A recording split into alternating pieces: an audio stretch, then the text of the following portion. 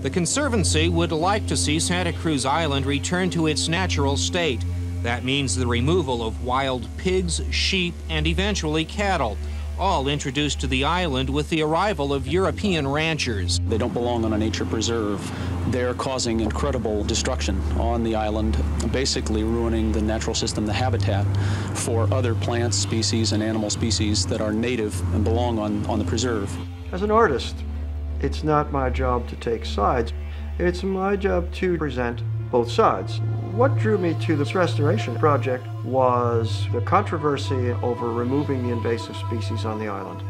The moral imperative. Who's in charge? Who plays God?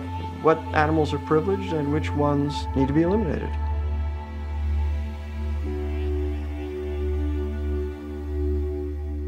For When the Killing's Done, my first novel about the Channel Islands, it was obviously the idea of the rat savior, the animal activist who went out to Anacapa Island just after the Park Service was going to bomb the island with their rat poison, and threw vitamin K all over the island as the antidote to protect the rats. The antagonist of that book, Dave LaJoy, is, by any accounts, an obnoxious human being. However, he has one principle that is unshakable: thou shalt not kill. It illustrates the problems with regard to what is an invasive species and what is not. For instance, those rats, which came from the wreck of the Winfield Scott paddle steamer, they constitute a distinct subspecies that is inbred for 150 years. Now, should they be eliminated or should they be preserved? I'll answer my own question. They need to be eliminated. The reason being, there are rats everywhere, and rats are the chief problem with invasive species on islands in particular. The protagonist in TC Boyle's book, When the Killing's Done, is a woman by the name of Alma, who is deeply committed to the preservation and protection of Santa Cruz Island. And in a lot of ways, Alma and I share that deep commitment. When I first came to work on Santa Cruz Island, I was daunted by the challenges that lay ahead. The removal of thousands of feral pigs, to being able to make sure that the island foxes didn't go extinct, to also being able to restore a lot of the island's native plant species that were out here. I first came to Santa Cruz Island in 1965. My early work was with the island fox. At that time, this population was very healthy, very abundant. All of a sudden, in the late 90s, we realized that the population had started to decline.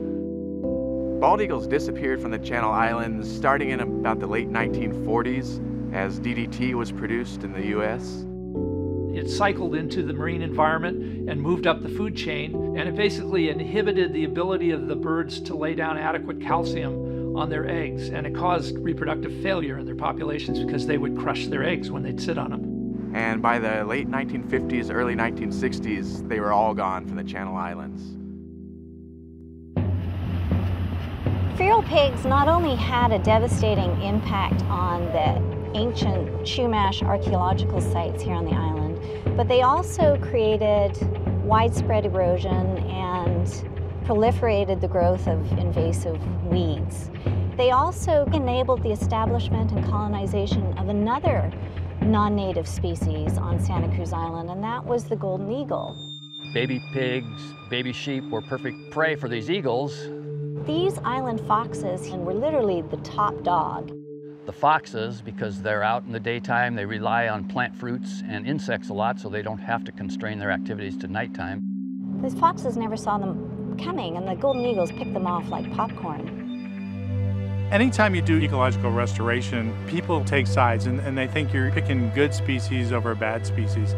We were trying to keep the pieces of the Channel Islands, those things that were native to the Channel Islands, from disappearing. And if you value the natural resources that evolved on this island, then sometimes you have to take different measures to save them. And what we did, we implemented a multifaceted restoration program that focused on saving the island fox, that focused on restoring the native habitats, involved taking a handful of foxes and bred them in captivity. We live captured golden eagles. We did all kinds of crazy things to try and do that. The golden eagle is a great example. There was a way to capture golden eagles and relocate them into places in California. The pig was not an easy task. There's nothing pleasant about having to kill or remove animals. With the pigs, the controversy was they had to be shot in place and left there to rot. The reason being, God knows what sort of diseases they might have germinated within them that could come and just devastate the hogs of America on the mainland. We contracted with a team of about 15 conservation professionals from New Zealand. When I first got to Santa Cruz, just everywhere you looked there was pigs basically. And I thought, how the hell are we ever going to do this? But realistically what it was taking Santa Cruz, which is, 62,000 acres, dividing it into day-sized chunks. The pig hunters were very professional in their approach to removing pigs and very methodical and strategic. What bothered me was the manner in which they proposed to kill off the pigs. There may be other options that were more humane.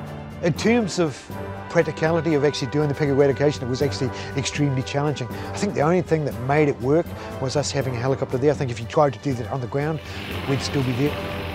They were going to be shooting the pigs from helicopters, used dogs trained to track down the pigs and piglets. It sounded like Armageddon. There was a very small but very vocal opposition. I made the front page of the Santa Barbara News Press and the Hall of Shame.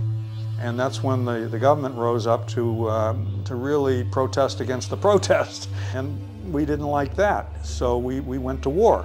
So although people would say you were eradicating the pig or you were killing the pigs, I would like to say is no, we were actually saving the fox. There were numerous lawsuits. We had standing to sue the federal government in federal district court, which is exactly what we did. We had our tires slashed. We received hate mail and death threats.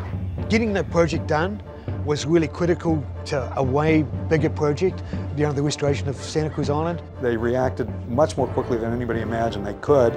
I guess the government can move quickly at times. And I think that's why they sort of bent over backwards to make sure that we weren't interrupted and we could do what we were good at doing and they could do what they were good at doing as well. And the court concluded, rightly so, that it was a moot issue because it was already done.